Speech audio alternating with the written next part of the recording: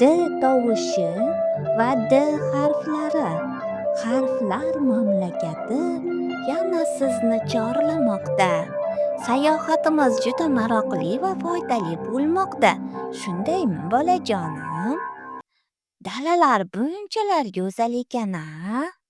Bu yerlarni tomosha qilishimiz uchun dala so'zini yozishni bilishimiz kerak ekan. Iye, siz hali D harfini bilmaysiz-ku.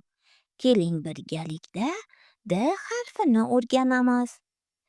Delfin mohir dengizchi, dono, aqlli biram. Suvdan sakrab chiqsa-chi, Dga o'xshar shakli ham.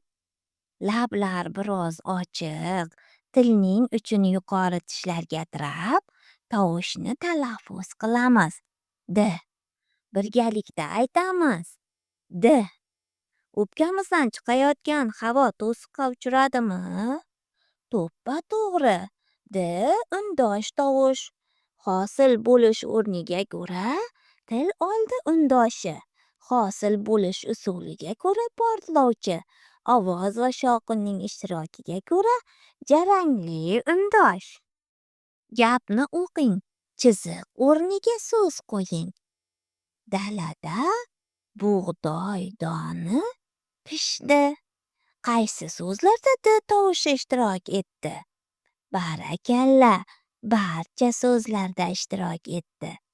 Dala, don, bug'doy so'zlarini bo'g'inga bo'ling. Sayohatimiz sizga yoqqan bo'lsa, like tugmachasini bosishni unutmang.